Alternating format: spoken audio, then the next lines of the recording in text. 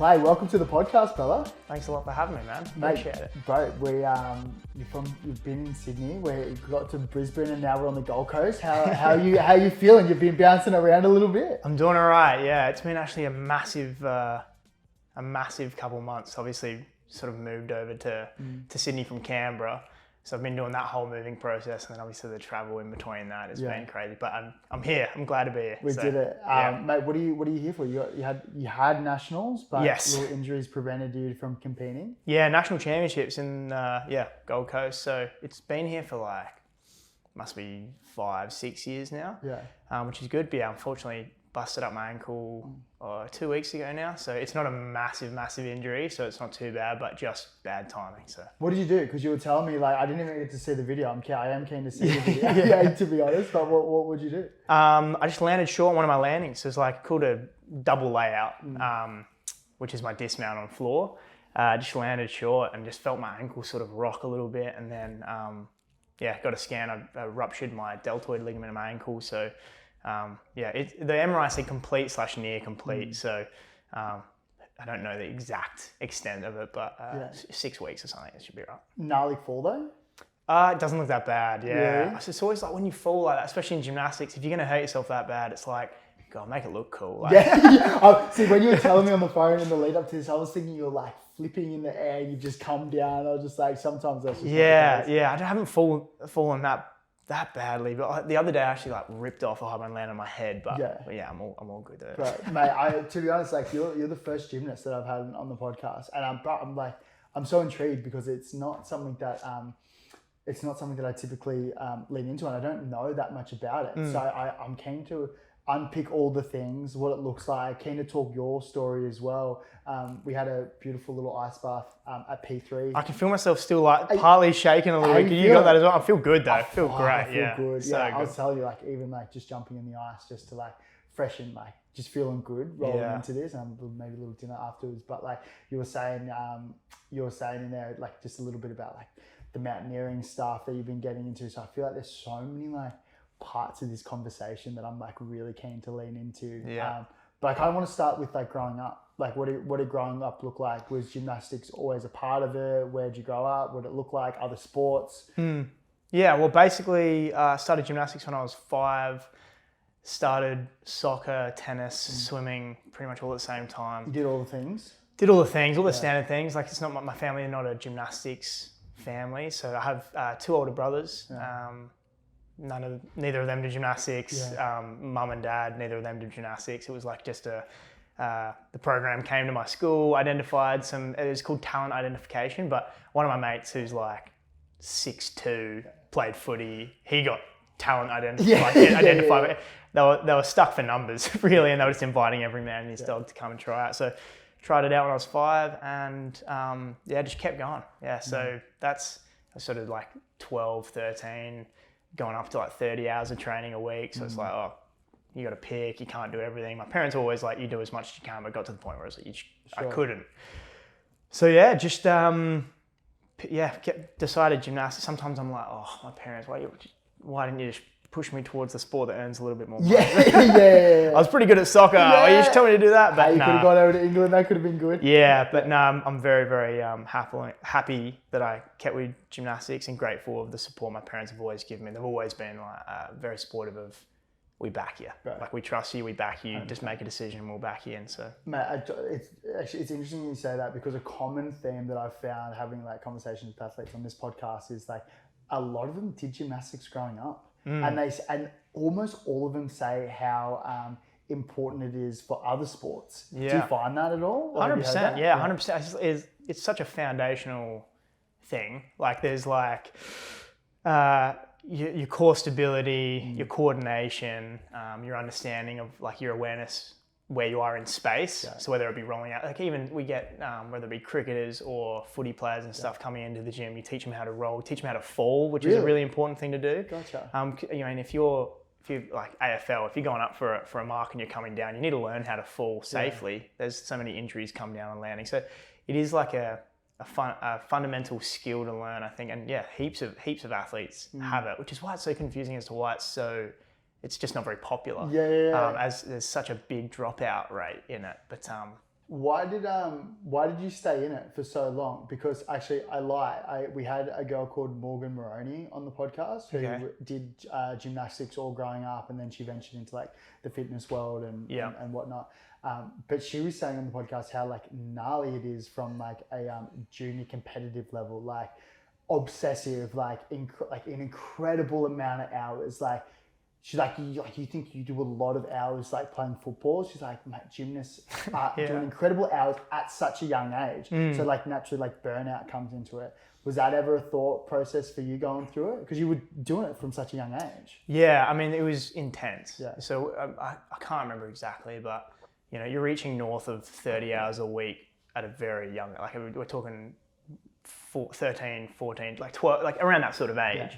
So it's a lot of hours. It's like a full-time job on top of school. My days looked like, for a long time it was dropped off at training, 7 till 10:30. I missed the first 2 lessons at school. I'd ride my bike to school, do school, ride my bike back to the gym, another 3 hours of training, and then my parents would pick me up, take me to soccer training, and I would train for 2 hours of soccer, and then I'd go home, go to bed, and I'd wake up and do the same thing the next morning.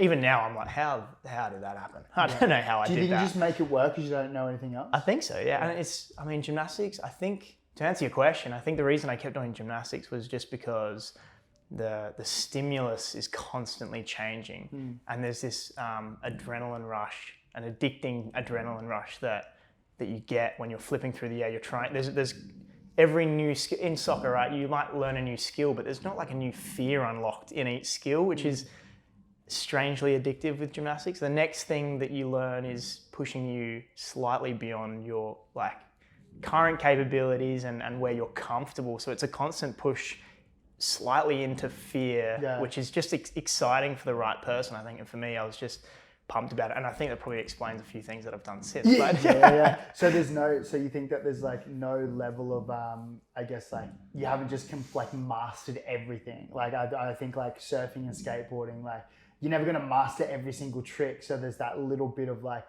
always wanting the unknown and always like, well, how can I be the best I can be in this sport? Yeah, and the interesting thing, I think, again, sort of thinking on the fly here too. Like the interesting part is because we construct our routines of. It used to be 10 skills, now 8 skills. Yeah. So each routine, every routine's different because I get to pick which skills I put in my routine. So my routine's not the same as the guy that I'm competing against. Whereas say in some other sports, it's sort of, I know there's different configurations, there's different techniques and that sort of stuff, but you really get to put your own complete personal touch on things and you get to design based on your strengths, which is also exciting. You know, there's like that creativity around routine design and stuff, which I think is intriguing. But yeah, every corner, every time I've gone to the next level of gymnastics has been like a new cool thing to learn, I think. And I think that's probably subconsciously what enticed me to keep going. Tell me about the disciplines, like real quickly, because you said they went from 10 to 8. Do you have to do all those 8? If someone was going to the Olympics or the Com Games, are they different to what you would be doing at a national level? Run me through what that is. Yeah. So when I'm referring to 10 versus 8, that's the amount of skills that you do in each routine. There are 6 men's apparatus. Yeah. So there's floor, pommel horse, rings, vault, parallel bars, and high bar. Yeah. And going to the Olympics, you can compete in the all-round competition, which means you do all 6. So you're in each apparatus competition, but then you add all 6 together for the all-round competition as well. So you're effectively competing in 7 disciplines, or you can specialize and just do individual ones. So for most of my career, I've done all 6. This year I've specialized a bit, but I'll jump back to all-round again to support the team Commonwealth Games next year. So is there like a favorite trick or like a favorite, I guess like discipline that you love, or that you look back and you're like, that's not like, that's insane. Like I never thought I could have done that, but now I did it. I'm super proud of that. Is there anything there's heaps of things. I think as far as my favorite like apparatus or discipline, it depends on the day. It's like weird. I don't know with your career whether you felt like there were some days where just certain things are just harder for whatever reason, whether it be your arms are a bit tired, your legs are a bit tired. So it depends on the day. But pretty well like floor, parallel bars, and high bar are my 3 favorite apparatus. I'm absolutely trash at pommel horse and rings. I'm just so bad. It's just they're a real struggle. But yeah, as far as a skill, like I never thought I'd learn it. I'd do a triple backflip off of the high bar for a dismount. I never thought I'd learn that, which is pretty cool. Yeah. I'm trying to learn that on rings too. All pretty scary things. No. Floor, like there's heaps of scary stuff on floor. Just all, pretty sick stuff. And the thing is, I'm towards the back end of my career and I'm still trying to learn new things. There's an ever long list of things that I could try and learn, and that's like, you're never done. Break it down for me for learning a new skill, like learning a new move. And 'cause where my head goes is like, I imagine the philosophy that you're going to let me know around a skill was like something that people could potentially take, and for me to take into everyday life about like starting something new. Tell me how you like break down a move, like say the triple backflip or something like that. First of all, how do you start it? And then secondly, how do you overcome, like, because I imagine you didn't get it just first go. No. Probably takes a bit of time. break that down for me. What did that look like? Yeah, I think when you have, it's like solving a problem. You have a problem. Sometimes big problems can be a bit scary to look at. So you need to break it down. Exactly what you say. Break it down for you. Like you do truly have to just break it down. You go, for me, talking gymnastically on a triple backflip, like I break it down into the giant, which is the full swing around the high bar. So the giant before, and then you've got the tap through the bottom. Yeah. And then you've got the release point, you've got the triple back, and then you've got the landing. So firstly, okay, I've already broken it down into 6 pieces. Now let's zoom in on each piece and see what it has to be. So for me, that was, talking to people that already do it. Yeah. It was talking to my coaches. It was drawing from previous skills and things that I'd learned in the past that have some sort of correlation, like whether it be just because of the tuck position or triple backflip. So you sort of, you break it down, you look to your resources, you gain as much information as you can, and then you write a plan. And I think that's the biggest and most important part, is writing a sort of step-by-step process plan as to how you're going to go about it. So you write it down? Well, yeah, you write things down, you plan it out. So for me, it's like, okay, first things first, I need to make sure my tap's right. So you do taps, loops and gloves. So instead of swinging on the high bar with our guards where you can let go, you strap yourself to the bar so you can't let go, and you're just practicing your body position and understanding like how the bar feels and how you want it to feel and all this sort of stuff. The next step is like, okay, I haven't ever actually rotated 3 times around. What does that feel like? Yeah. Like in my whole life, I do lots of double flips. I've done lots of twisting, that sort of stuff, but I've never gone 3 times around. What does that feel like? Okay, let's go to a foam pit on a trampoline. So let's take the high bar out of the picture. Let's go do a triple backflip off the trampoline. So just breaking things down like that. And I think, it's like as far as translation out of sport, that process is so important in everything else you do. Like being able to identify, all right, we've got a big problem. Yeah. Let's zoom in on the different parts of it to make it more like bite-sized pieces rather than shoving the whole cake in your mouth at one time. And then drawing from previous experience and the wisdom of the people around you, and then writing a plan. Like, how do I do this? And then you've got a step-by-step plan instead of going, oh my God, all this stuff, what do I do with it? I can focus on little achievable goals along the way, which again, for something like a triple backflip of high bar, you need that because there's so much fear involved. If you just go for it, you're screwed. Man, I love the idea of like breaking it down like step by step, especially something that's like super big or something that can be really intimidating. Has there been a time that you've applied that philosophy to real life? Yeah, like all the time. I can give you an exciting example, which is like and it's sort of like the cliche example as well. But when I was climbing the mountain, it's sort of the whole cliche of like, you got to be where your feet are. Yeah. But it's exactly the same. If I was sitting at the bottom of the mountain, you look up and you go, fuck. Like, there's no way I can climb that thing. Then you go, okay, no.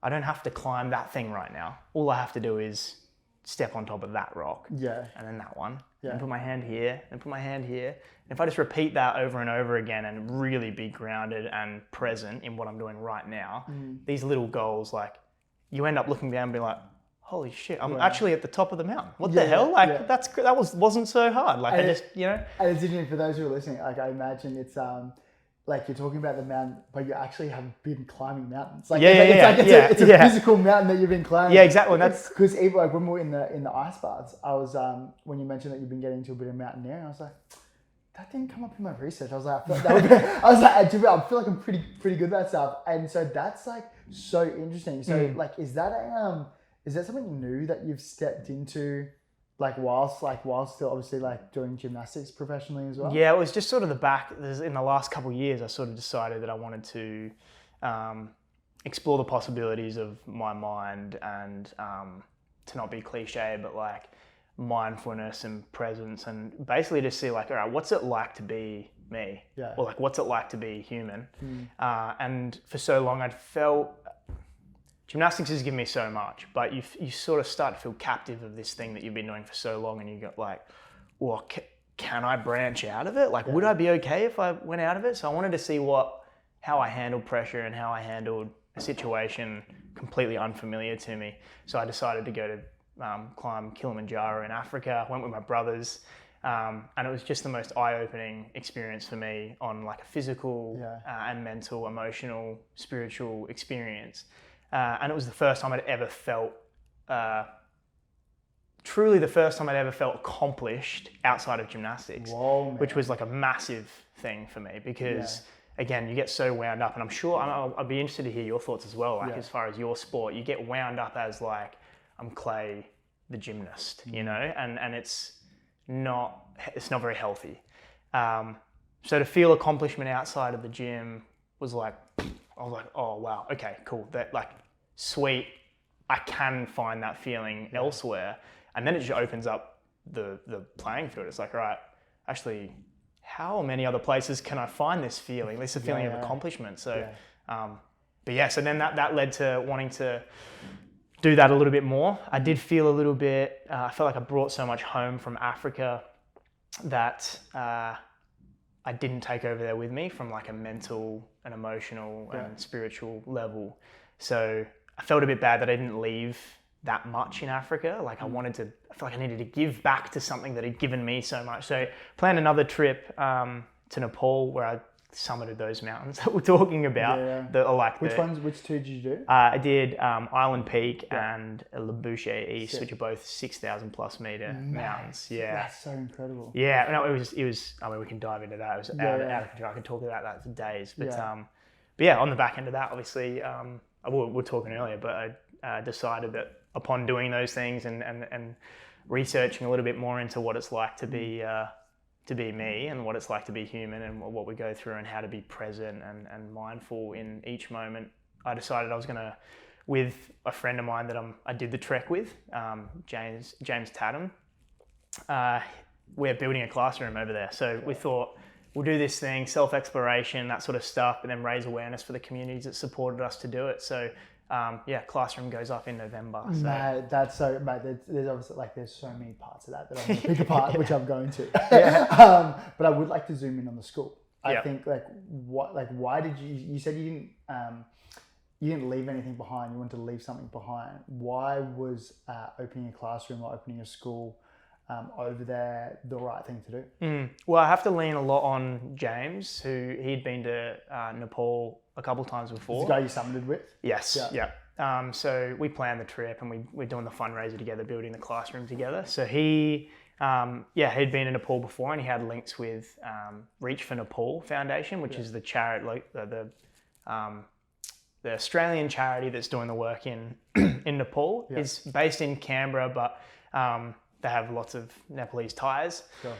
So he's had affiliations with them before, which is great. So basically, they have programs where over COVID they developed the means to erect classrooms. They got engineers and stuff that designed classrooms that could be fundraised for and built pretty easily, and it's all earthquake resilient. They have a lot of natural disasters over there. Yeah. So being able to build a safe space for young children to learn and to grow is really important over there. Yeah. So through his affiliations, we sort of were like, all right, let's build one. Let's do this walk for ourselves and to accomplish something, and then on the back end of it, let's make sure we're giving the gift back. So people they can donate.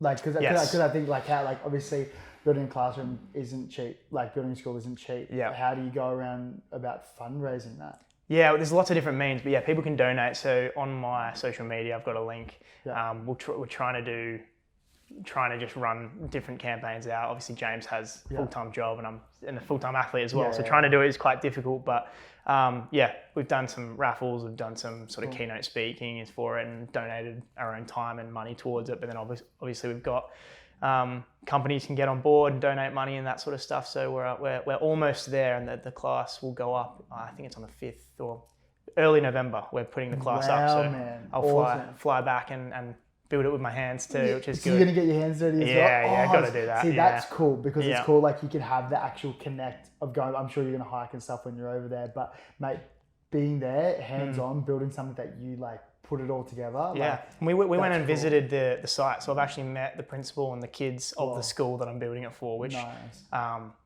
brings a whole new perspective to the whole thing. Like it's just, I know the people, the children, the families that are in need of this. Yeah. So it just gives you all the more motivation to get over there and make sure it gets done. Do you think, I think about the fundraiser, because I'm keen to support, when you were talking about it in the pause, I was like, I'm going to come over and hike over there with you. I was like, that would be so cool. Yeah. In terms of like brands or like companies, because I imagine like people would ask you to speak and do keynotes. Is there would people pay for you to come do a keynote? And that helps like the charity or donation charity. Like, is there anything like that? Yeah, so I've done a couple talks by myself and then also with James, and can talk about some of the keynotes that I do are based on resilience, perspective, or leadership, teamwork, all that sort of stuff. And the proceeds for that can go directly to the build.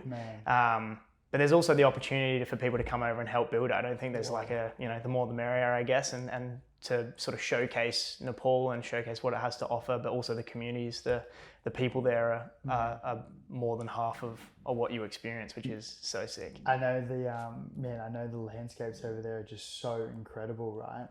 I do want to zoom into one thing that you said earlier, when you were not leaving gymnastics, because you're still obviously very much in it. Yeah. But when you were saying like you wanted to get away and do something that I guess like you had accomplishment in something else, which I think is super powerful. I think that's something that a lot of, not just athletes, but like people in their own little bubble of like, I'm a chef, or like I'm a businessman, or like I'm this one thing. I think identity gets thrown around a lot, especially in sport. And people obviously take that into their everyday lives. But I love that like it took you accomplishing something like that's totally left field from gymnastics. Like when you said you were in mountaineering, I was like, the fuck? I was like, real? I was like, that's so left field from gymnast. But it's really cool that you had that in like sense of empowerment, because then you can look back and be like, oh, well, like if I can do that there, I could probably do that in like a whole, like other areas of life, right? Yeah. Well, I found in a weird way, along the journey of this fundraiser, I've found the same accomplishment. And I think just setting goals that are out of your comfort zone, but also quite difficult. Yeah. I think that's a real big key. It's like out of your comfort zone, but also hard out of your comfort zone. Like, it's got to be difficult. Yeah. And I've ran into so many, James and I have run into a lot of, not trouble, but road bumps in the sense on the way to fundraising this money. But again, it's a common theme that comes up for me, and all, whether it be my gymnastics or the mountaineering or relationships or this fundraiser or whatever it might be, family. Is anything worth achieving or anything worth anything worth achieving or worth striving towards it has to be difficult.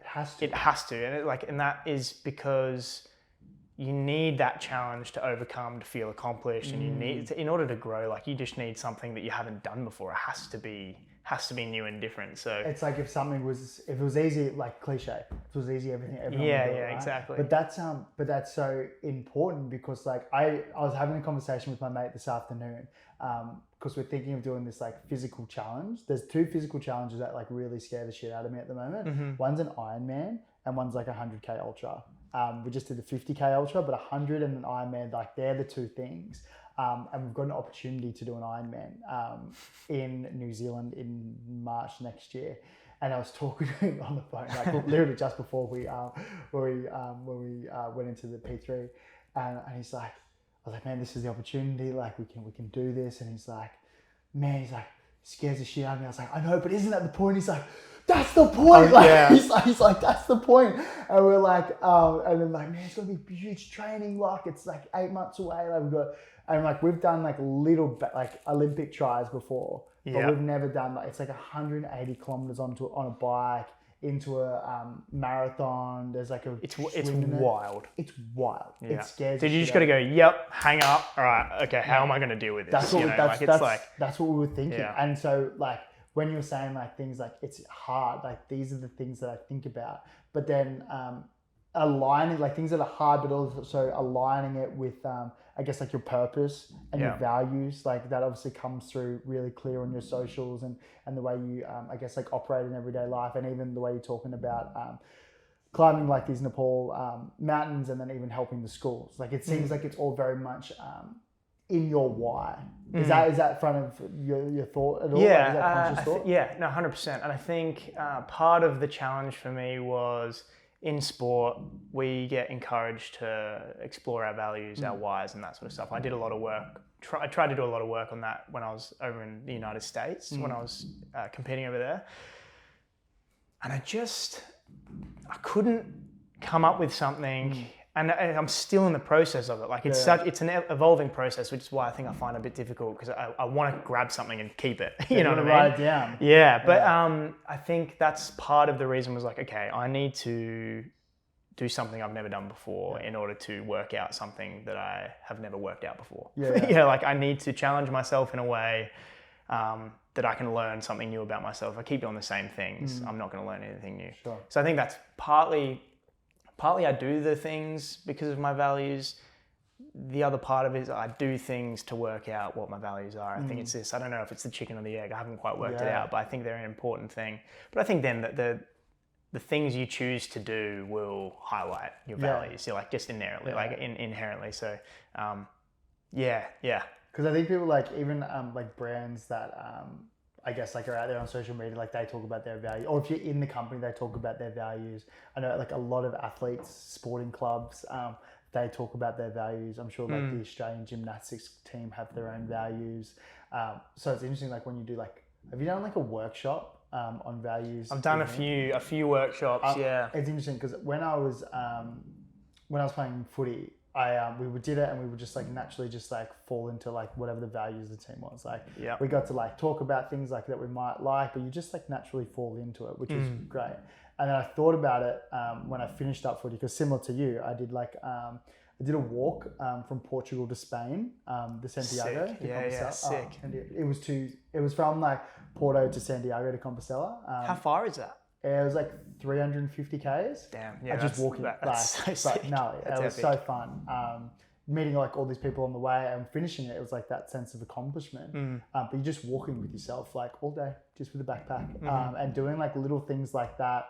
Doing ultra marathons, even doing like hard little things. Like I'm starting to figure out like my values that I think are really cemented in me. I've sort of figured out after the fact since leaving sport, which might be similar to your case, but they've always been there. Yeah. Like when I think about it, and it's just from more thought, to be honest. Like it's honestly just from like walking with myself and like training and I guess like being around the people. It's like connection, it's hardworking, it's like being authentic, and it's like adventure. Like they're the four, and I was like, well, they've always been there, but I've never actually like 1, 2, 3, 4. Like I've never actually written them down. Yeah. And then I also think like not future proofing, but think about, all right, well, going forward, what are the things that I want to be doing?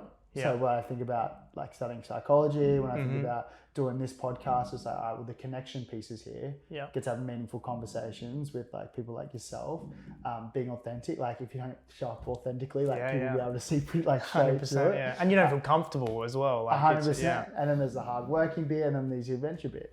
So there's like, they all just tie into things that I want to do. So if it's like, if an opportunity presents itself and it doesn't tick like 3 out of 4 of the boxes, I'm like, probably not going to work. Yeah, and that's a great way to decide what you're going to do. Because I think, I don't know if you're anything like me, but and my girlfriend will find this funny that I mentioned this too, but like, I have just ideas coming up all the time. Gotcha. And my my initial response to them is like, do them. Like just do everything. I can't do everything. So like, but that's a really cool technique to like, if you've got your values aligned, you can throw things out straight away. You know, it's like, all right, no, that only ticks one of my 5 non-negotiables. That needs to go. You know what I mean? And then you can start making a little roadmap forward. But because all ideas, they're all can be exciting, but whether they're actually going to fulfill you is, you know, whether they tie back. But I'm interested actually to ask,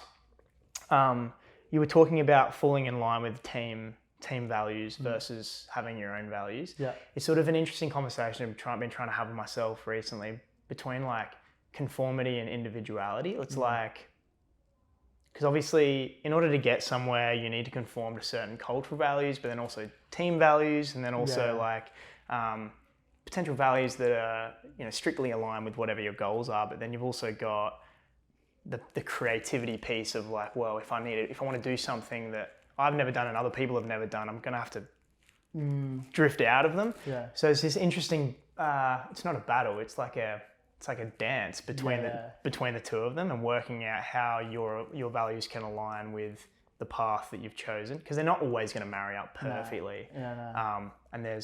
And same goes with other people, right? Like you get a new friend, your values aren't going to be totally aligned, but it's like, how do they marry together and make both of you better? It's an interesting conversation. I do think like it's probably just like a bit of a balancing piece, right? And you're not going to know the line until you cross it. I think a lot of the times, like if you are doing something that's like obviously a bit out of our comfort zone, probably not from a value point of view, but just from like a general life, like I think that can sometimes be good, makes us better, makes us grow.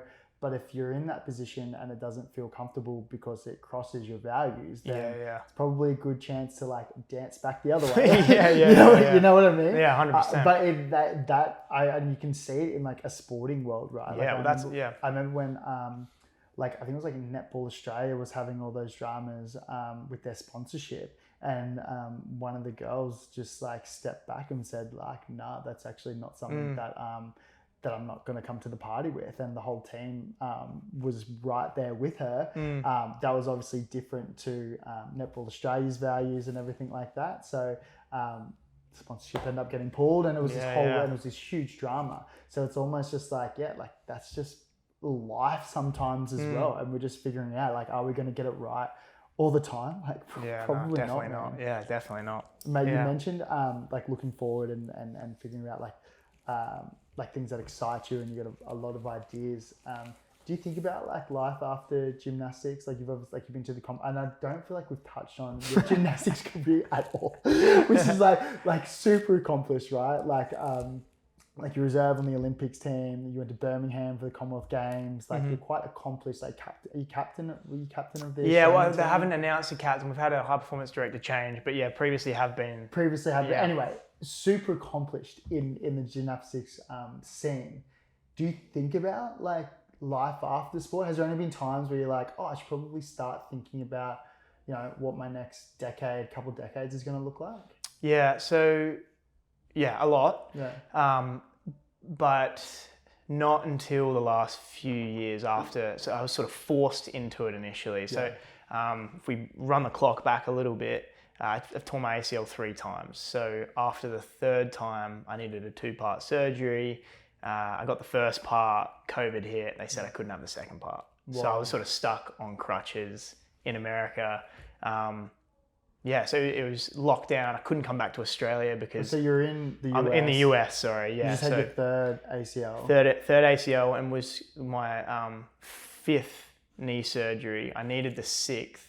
And then they canned it and said it was elective. As I'm sitting there sort of like, well, I'm on crutches. I don't want this, but I need this. Yeah. I like stranded in America because I couldn't come back because of the border stuff in Australia. They weren't letting people back in, or I had to do the quarantine. So my university in America sort of shut down, went from having 60,000 students there to, I don't know, less than 1,000 on campus because they sent everyone home. So I was sort of like physically isolated, geographically isolated, socially isolated. It was just like this massive isolation. Talk about general, struggles for mental health, man. Yeah, it was rough. It was really rough. I went through a really, really tough time there. just because of all those things. Yeah. So there's a lot of pressures coming from every which way. And then at the same time had a realization, well, if I can't train, if I'm not going to get the next surgery, I don't know when I can get back into the gym. I guess gymnastics is done for me now as well. So you genuinely thought that like that was it? Yeah, I was done. I pulled the pin. Whoa. Yeah. So like, and it was partly like I don't know, upon sort of reflection, partly like throwing my dummy out the pram and being like, fuck this, like I'm six surgeries, 3 ACLs, like this is bullshit, I'm done. But then also like there was no means to get back into it for a while. So yeah, had that to sort of live with. So along with having these surgeries and this isolation, I had this complete like, this death of who I thought I was. Because I mean, up until that point, I was Clay the gymnast. Like whether it was Clay the Australian gymnast or Clay the gymnast from the University of Illinois, the captain of the team, or this or that, it was always about my gymnastics, my results, or even identifying with the fact that it was Clay, the guy that had come back from 2 ACLs. Like there was always gymnastics involved, and then that was gone. So like just felt like the floor dropped, and then I was just falling. Yeah. And so that was a really tough time for me, and I think upon pulling it, we can dive into that a little bit more if you'd like to, but it just answer your question. It's sort of coming out of that, ended up having a conversation. I was in the gym still because my physio was there. COVID ended up finishing up slowly. I got the other surgery after a little while after I was meant to get it, and I was just doing my rehab in the gym because that's where my physio was, and there was another athlete who's 18, 19 years old, and he was getting onto the P-bars, and I was standing there doing some like strength and like rehab exercises, just rehabbing. And he was like, dude, how sick is gymnastics? Like we get to do this. This is so dope. Yeah. And I sat there like, I've never fucking thought about that in my whole life. Like get up, just go do your shit. And I was sort of sitting there. And then I sort of thought about it a bit more and was like, hold on, wait, I'm so jealous of that. Yeah. Like what? This has been my job my whole life. There's things to do, there's goals to achieve. I've got to go to the gym, work hard, 30 hours a week, get the job done, start again tomorrow. Yeah. And it was pretty much at that point where I was like, nah, screw that. I owe myself that. I need that feeling, or else, it's like, I need to do this. So that's what got me back into the gym. Wow. So it was like a resurrection of career of sorts. Talk about perspective shift, hey? Wow. 100%. Yeah, so like at that point I was like, I don't care how good or bad I get at gymnastics on the back end of this. I just want to enjoy the sport because I've done it for so long. I'm not leaving the sport, never having felt what he had just said to me. Wow, man. So that was crazy. So like resurrected career, ended up, coming back, and I've, done some cool stuff since. But I think because of that experience, I now look at the end of my career and go, I don't want to feel like that again. Wow. I need to plan for what happens after gymnastics. So I do a lot of reflecting and tentative planning on what I might do. That's such a huge perspective shift. And obviously so dramatic, not dramatic, sorry, I don't mean dramatic, but almost a little bit, because you think that you're done, that's it. And then to almost have a whole 180 shift where it's like, no, I'm actually just going to enjoy it. Yeah. But I remember when I was, I think I was 19, I'd been in the pro system for 2 years, signed at 17, and I just tore my hamstring for the 5th time. And so in 1 year, and I was just and I was that kid where signed young, heaps of props on, was supposed to be playing, my internal dialogue was I should be playing in the NRL. So you signed a professional contract, but the goal was to make your NRL debut. So play in the team, you're in the squad, in the system. Mm-hmm. And so I put so much pressure to try and get there. And I was would come back early, kept tearing my hamstring. And I got to the point where if it was one ACL, I felt I could do the rehab, but it was a roller coaster. Yeah. So I was I'm going to do everything I can, tear it again. We actually went to the AIS to see, because apparently they had some really good hamstring specialists there. I don't know. But we did everything we could. Yeah. And on the 5th time, tore it, same thing, spat the dummy, called my manager and dad. I'm I'm done, I'm finishing up. I want to start my life now. And then I remember my manager was telling me, mate, you're fucking 19 years old. Stop putting so much pressure on yourself. You're like most guys don't make their NRL debut till like they're early in their 20s or mid 20s, sometimes even like later. Right. So take the pressure off. So I ended up doing that. I took the pressure off. I actually ended up moving from Brisbane Broncos to the Gold Coast Titans, where I had a heap of like mates that I went to school with. I was back on the Gold Coast. I was surfing. I was enjoying myself. I was playing good footy in like reserve grade, and I like just fell back in love with it, kind of like what you were talking about. And it was so fun. And then I ended up making like my NRL debut at the end of that season when I moved. And I was just like, and then went and had like an 8-year career, ended up finishing up with concussion and too many like head knocks. But I was like, I would have missed out on all that other stuff if I was to pack it in early. Yeah. And even just you like saying that, I changed your perspective, because I imagine there'd be so many people who are like, oh, I'm really in the thick of it now. I'm really struggling. I don't want to do this. This isn't something I want to do. It's not something I'm enjoying. I wasn't enjoying footy at the time. Yeah. But then now, having like, I guess like reflected on a little bit, I'm like so grateful that I stayed in it. Yeah. Don't you think? And then like you look at you now, like all the stuff that you've achieved since that time. 100%. And you're going to achieve. Pretty cool, man. Yeah, dude. Like, perspective is such an interesting topic. I'll tell you a story as well. The other day, I was driving just with my girlfriend. And we were driving along, and a song was playing, and I play the guitar. Sick. So like I was listening to this song, and I said to her, I was like, "Oh, that guitar riff, that's so sick! Like it's such a sick guitar riff." Yeah. And she was like, "Well, she's gonna hate me saying this, I think," but she used to play the drums, like, and she's got rhythm. It's so sick. I love it, but she doesn't like talking about it much. But it was interesting because I was like, "That guitar riff's sick." She was like, "Oh, well, I barely even heard the guitar riff. I was listening to the beat and the drums." And I was like, that's crazy, right? Like we both listened to the same song, but we both were hearing completely different things. And it made me think about how two people can be in the same situation and see it so differently. So it's like this whole argument or discussion on perspective. And my question is to just the universe really, to try to work it out, is like, can we access different perspectives without them being sort of shown to us? Like, would I have been able to like, just if I could step back and just observe the song like for its pure context, without her saying, I was listening to the beat, could I tap into that just intuitively? And it just makes me wonder how every situation we're in, good, bad, all this sort of stuff, like you can look at it in an infinite amount of ways.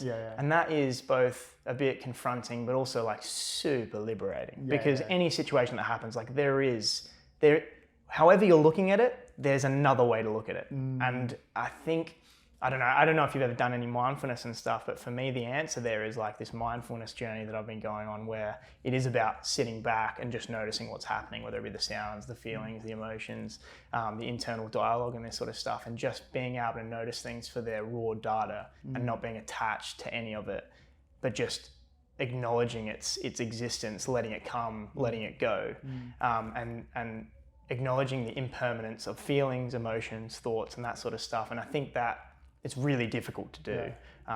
By no means am I enlightened. I'm very far from it. But like it's liberating to know that if you can be self-aware enough, the options are available to you. Like it's just tools you need to practice. So the whole perspective thing is really interesting to me at the moment. Did you figure that out or learn that in Nepal? Yeah, well, it's one of the things I did do. So like after ACLs and that sort of stuff, I got a little bit into the mindfulness stuff and was just, again, more about, I'm in the deepest, darkest hole I've ever been in. At that point, it was like, there's two paths I can go. I can pick if I want to get better or if I can give up. And I was stuck balancing the two. I was actually stuck in indecision. I didn't decide to do one or the other. Which is like just as bad of a place to be in. You need to make a decision. It took like a pretty gnarly situation that I was in to then go, okay, no, actually, I need to make a decision here, and I decide I want to be here on the planet, alive. So let's actually do something about it. Let's stop sitting around and not doing anything. Let's charge forward. So, I think, I subscribe to what you're saying, bro. I really do. I think. I also think like kicking stones isn't going to help us. Like when you talk about the two paths, like we all have a path to take. Yeah. And I think like kicking stones isn't going to bring a positive outcome. Someone said an analogy where it's just like when you're in the dark, like when you're in the thick of it, when you're in a dark place, it's kind of like you're in a dark tunnel.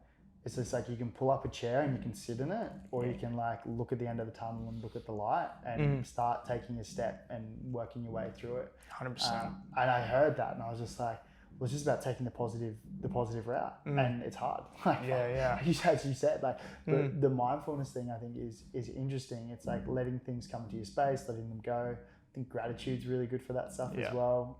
I'm a big fan of that. 100%. Like the little things. Yeah. Me and my partner have we've she's been journaling forever. I've only been journaling like since the start of the year, more proactively.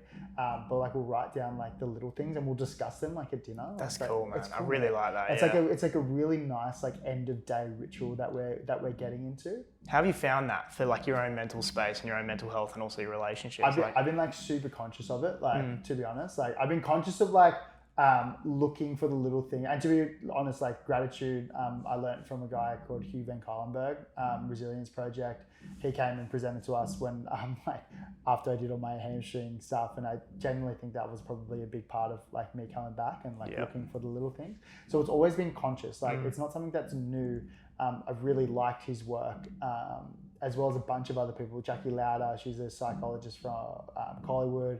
Ben Crow does some really cool stuff. Like gratitude isn't something that's like new. Like it's been around for like hundreds and thousands of years. Like it's just coming to the surface now because it's cool and it's trendy. And it's a cliche, but it's a cliche because it works. So like when you can like get really specific on like things that are that you're grateful for, like smaller the better, it can genuinely like change your perspective on things, where instead of looking at like things glass half full, you're looking things at glass instead of looking things glass half empty, you're looking at things that are half glass full. And there's like research to back it. Like a lot of this stuff, my partner's very spiritual. I probably see it a little bit more on like the evidence-based side. But the studies that are coming out about gratitude is super powerful. Like Mark Matthews, when you were talking about your situation, Mark Matthews had a keynote, really cool keynote. He's a big wave surfer, had this gnarly wipeout at Shipsterns in Tassie.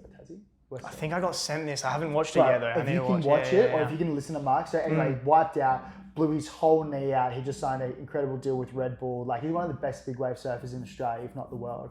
He has his keynote where he's just like, he was sitting in hospital, knee blew out, dropped foot. He's like, you're never going to surf again. He was feeling sorry for himself. Like he's like, anyway, in the same dark place. But there was another kid who was in hospital, messaged him and was just like, hey man, I'm a big fan. Like I'm actually in the same hospital. I just had a skiing incident. And so he actually didn't even see the message, but his wife saw the message. She's like, yeah, come down, like come say hello. So this guy came down, paralyzed, quadriplegic from the neck down, had a gnarly skiing accident in Japan, was lucky to be alive. He came in, started talking to Mark, and Mark's just like, same thing, full perspective shift, like get goosebumps thinking about it now.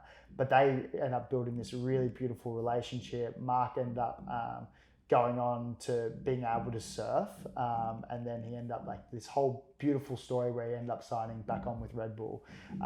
He laughed, he's like, it wasn't the big contract that I had before, but it was still like a cool thing. But that thing on perspective was so cool because it was like he was shown it, but then after that he started looking for all those little things, man. I think it's so important. Yeah, it's so good. And I can relate almost like directly to that story. After my the main thing that got me back from my second ACL was I'd done my second ACL. I was again in a bit of self-pity the first bit. I was pretty good at pulling myself out of them the first two. Anyway, it was a little bit of self-pity, as I think is fine after something like that. And I got a message, I got a bunch of messages, because I'd lived at the AIS for a long time. I got a bunch of messages from my mates, of which a lot of them are Paralympians. So I got a message from a guy called Scotty Ridden, who's got one leg. I got a message from one of my best mates, Sam Harding, who's vision impaired. I got a message from Ahmed Kelly, who's a swimmer. He's got no arms, no legs. And they're like, we can't believe this happened to you, bro. We're so sorry. And I was like, all right, Clay, get up, dude. Quit crying. Get up. This is... like perspective shift, these guys are saying we can't believe it's happened to you.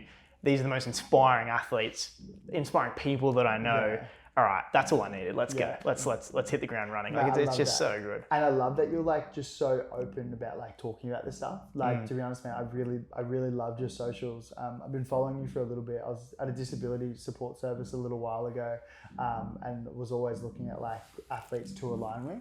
Yeah. And your name popped up like this was like years ago. So I've been across your stuff for a little bit, and so even just like talking on socials now, it's cool that this has now come to light. Yes. So I've been watching your journey. I think a lot of times people are watching from afar, and I have been watching from afar.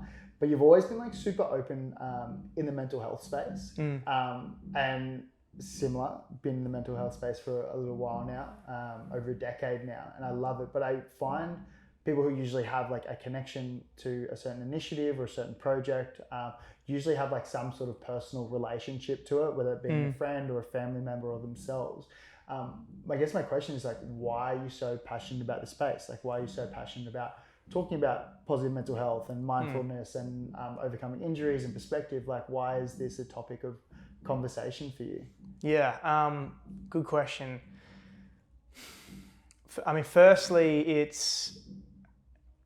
I know it's important based on my personal experience, right? My own mental health journey, going through deep holes, but also knowing sort of, even if you're not in a dark hole, maintaining and pointing yourself in the direction of better mental health is always a worthwhile thing to do for being happier, achieving more, all this sort of stuff. Yeah. But I also had we called him my brother.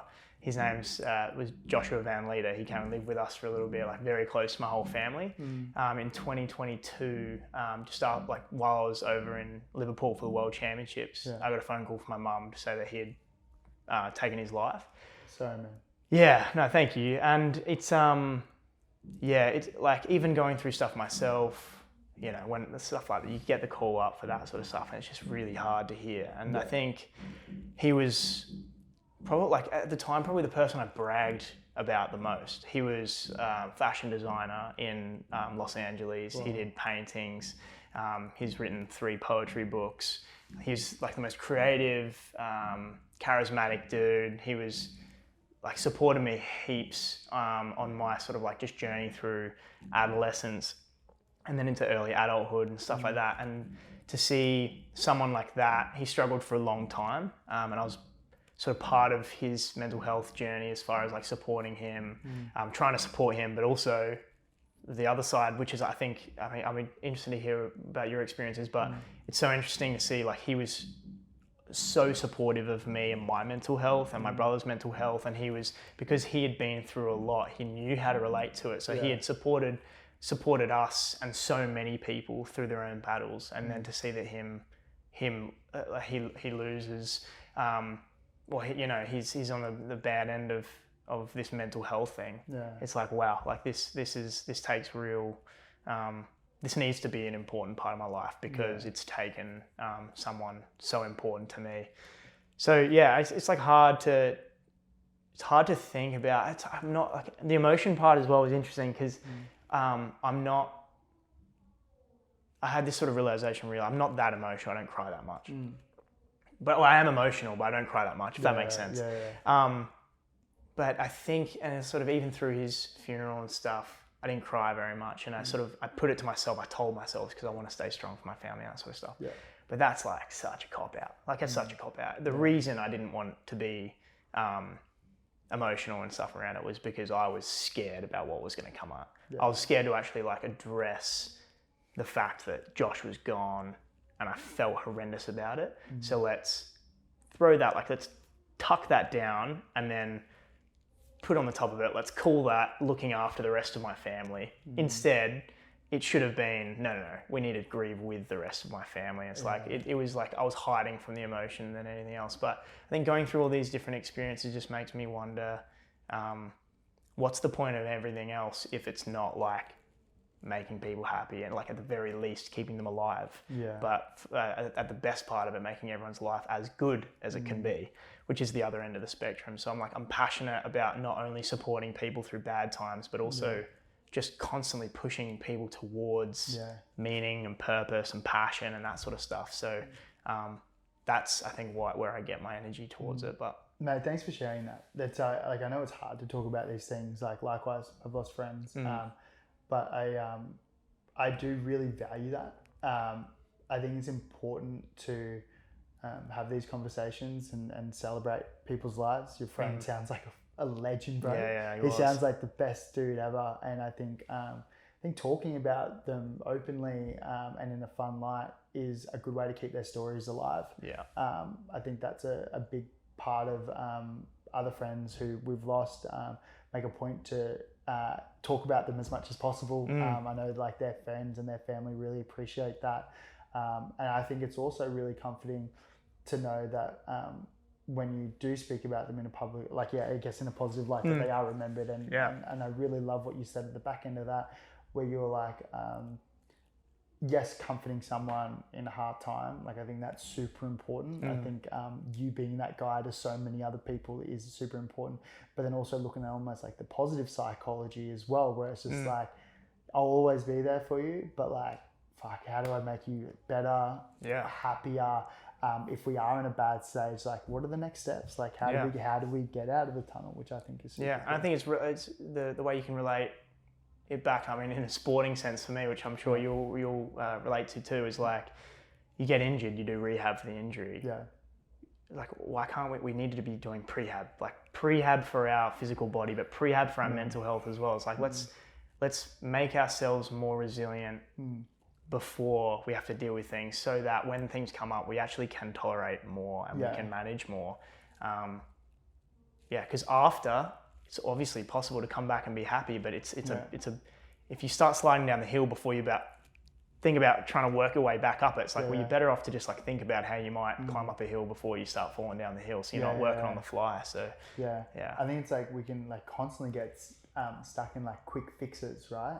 Whereas like and I'm not a psychologist by any means. I'm purely just talking about through lived experience. And I would love to be a psychologist one day. That's the goal. That's why I'm studying. Like to be honest, this whole topic of conversation is a huge reason of why I'm studying psychology. And I like to say that I'm not, because like, talking through lived experience. But I think there's a lot of things that you can do, like, that is like super easy to do, like having good diet, like physical activity, like connection, friendship, like surrounding yourself with good people, as you mentioned earlier. Like, these are just some things. Purpose in life, like finding something that you're truly passionate about. And people are like, well, how do I find passion? Like, how do I find the thing that I'm supposed to do? It's like, my thing is to try things. Like when I finished footy, when I was like medically retired, like 24, like, geez, probably done, like time to finish up. And I was like, well, I don't know what I want to do. But I like had tried all these things. Like, tried like mortgage brokering because I like property, and I worked in a restaurant for a little bit because I like food, and like just tried like random shit. And then when I finished, I knew exactly what I didn't want to do, which was perfect. And then and so I had like this little thing. I was like, kind of like mental health, like I want to be that guy for my friends and family, kind of like what you were saying. And then I was like, I've got like all these friends in like influential positions in sport. So I was just like, just the psychology and the podcast, and then it just evolved. But I think like, we get stuck in like, what's the like quick fix?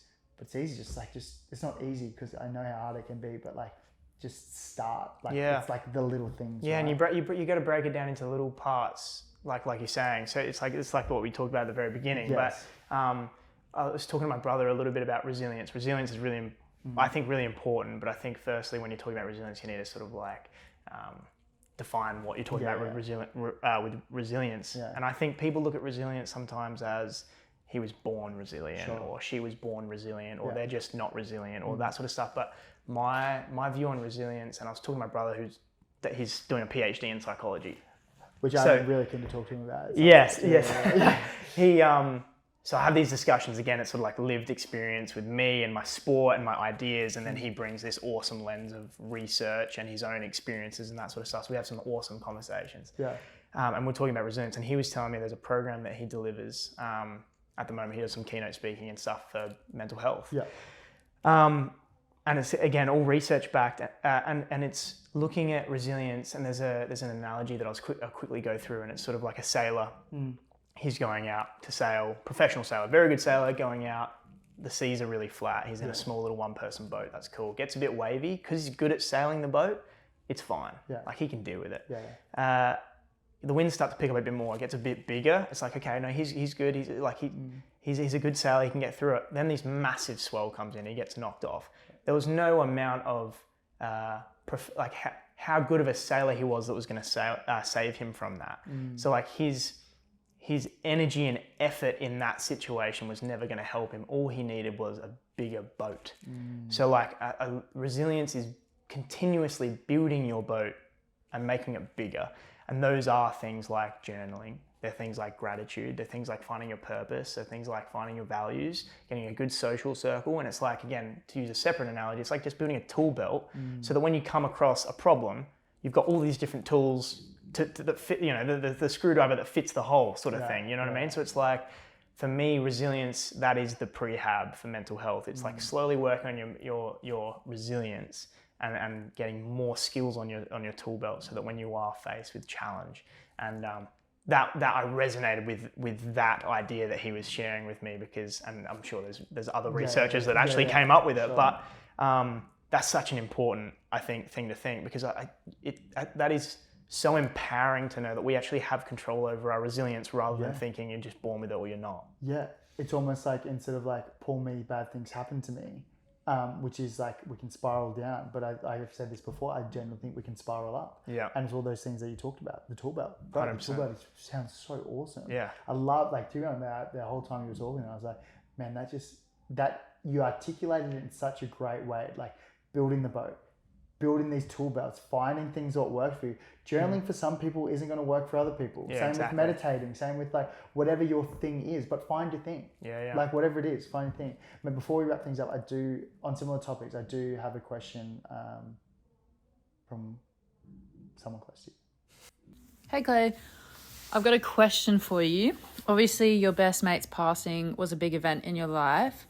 I'm curious as to whether you think it's changed your perspective of people. Is it something you're cautious of with your mates today? And do you feel somewhat responsible to check in? Great question. It is a great question. Thank you, Charlotte. Well, let me just recap what the question was. She's asking... Do you want to go again? Yeah, just the first point. So there was a couple questions in there. I want to make sure I try to hit all of them. I've got a question for you. Obviously, your best mate's passing was a big event in your life. I'm curious as to whether you think it's changed your perspective of people. Is it something you're cautious of with your mates today? And do you feel somewhat responsible to check in? Yeah, I mean, firstly, perspective-wise, like it very, very dramatically affects your perspective. I think... I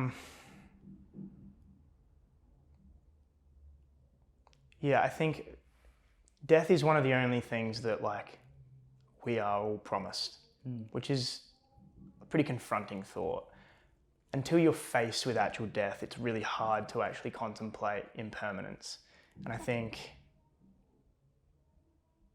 having something like that happen is horrible. But again, there is a way to look at it. You wish you didn't learn these lessons through things like this, but the lesson of impermanence is so important because it leads you to the gratitude that you were talking about. It leads you to appreciating the coffees with your mates that you now have that you couldn't get. For me, just simply on perspective, on gratitude. I think that's where my perspective has changed the most, is gratitude and savouring moments. But like I was mentioning to you, when we're in the cold, I jump in and get my head under and come back up, and it's sort of revitalised me. The last time I ever saw Josh was, we're in a beach in England and the weather wasn't great. We were just going for a walk and we were like, screw it, let's go for a swim. Like fully clothed, we were just like, screw it, let's jump in. And we went in and, it was kind of like playful and it's fun, and we swam out and we're going under the water, swim out as far as you can, and he got scared, so he got gone back in. But my last memory with Josh was just like spending time underwater playing with him. So every time my head is submerged by water, I remember him, and I have so much gratitude for the fact that I can feel that, whether it's cold water, warm water, and I don't know whether it's sort of something to do with the fact that you're underwater and you're not breathing either. It's just like it really centers me. So like the perspective shift on gratitude with his passing has had massive influence, positive influence on my life. As far as checking in on mates now, like I feel that I never want to have to go through that again, and I will. Like, hopefully not to suicide, but there will be death. Yeah. As everyone dies, like I was saying, there's the impermanence is promised, really, for all of us. But not to something like suicide. So, you know, if mates are struggling, I think it's really important to, like we're saying, like these conversations are part of it. Yeah. I want people to know that it's okay to talk about. I want people to know that it's okay to feel like that. And I want people to know that there is a path forward for them, and they can, with the support of people around them, they can take charge of their life again. And I think that sort of like feeling like you can't have any control over your life is tough. So I like to be the person that can both support someone through the hard times, but also like try to say, listen, there is a path forward and it's really fucking hard, but you can do it and we will help you do it.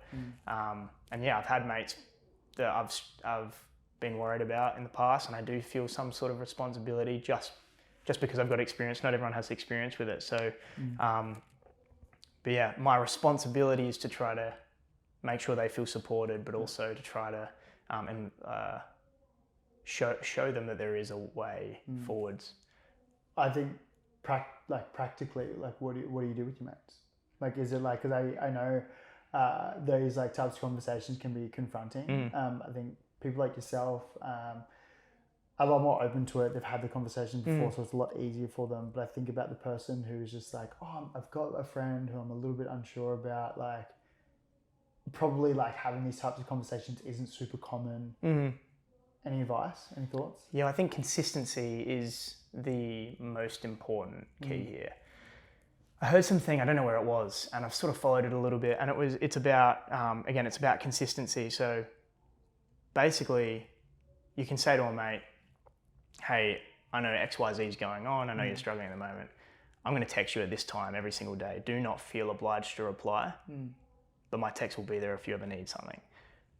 And then holding to the promise. You text him at that time every single day or every single week or whatever you've done. And like, I think that consistency and the reliability in someone that is struggling with mental health because they feel like their life is so up and down. If you can be a bit of a consistent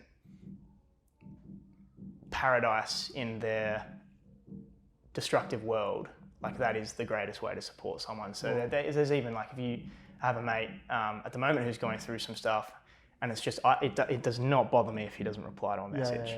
But I'm going to send him a message probably at the moment once a day for the next little while. And it doesn't matter if I get a reply or not. If he calls me, which he has, it's fine. If he doesn't reply, it's fine. If he texts me, it's fine. I'm just going to make sure that he knows that I'm there every day until this stuff gets better. So I think consistency of support is, Man, I love that so much, bro.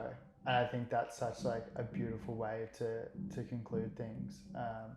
Man, I'm so grateful for this conversation, bro. Like, so am I. Mate, before we do wrap things up, is there anything you want to touch on before we finish things up? No, not really. Other than thank you very much for having me on. Like, it's been awesome to chat, and you know, I do wish that there's so much more to talk about. I wanted to ask you about like your head injuries and stuff, and how that affected you and stuff. But maybe we'll have to have another chat, whether we just grab dinner or whether we'll grab dinner now. Yeah, but mate, honestly, like, I'm so nestled in here, and like, these chairs are unbelievable. They're very comfy. Thank you three for having us. But no, like mate, genuinely, I could sit here for hours. You know, when like you're like in someone's home and you like just had dinner and you're having like a tea or like a glass of wine, and you just talk for hours. Like, I genuinely feel like we could have done that today. Honestly, even from like talking in the ice baths before coming in, and then sitting here now, there's so many things that I want to touch on. I think I touched on all the things that I did want to touch on. We can talk about over dinner. Cool. But man, grateful for you, bro. Like, honestly, like, I think just the way you're putting yourself out there on socials and just the way you're operating as a human, like, fuck, man, if we had more people like you, I think the world would be a great place. Than like building schools and classrooms in Nepal. Like, what the hell, like mountaineering, being there for your friends. I know you mentioned on the phone that you're going to go for another Olympic cycle potentially. Yes, yeah, the next 4 years. It's so exciting, man. Yeah. Well, hey, I'm sending you all the good luck. Lots of love, man. If anyone does want to donate, they can go to your socials. Yeah. Bro, thank you, man. Thank you very much. And I just want to say again, massive thank you to you and your team for having me here today. Okay. And also a massive shout out to obviously the people that support us, my girlfriend Charlotte, my family, my team. I'm loving life at the moment. I just want to keep doing it, and I want to bring as many people along with me as I can. Doesn't mean it's not difficult and there's hard times, but just keep putting smiles on people's faces like you're doing, man. You make me happy. It's good. Thank you so much. Thank you, man. That's sick. Yeah, dog. Appreciate it.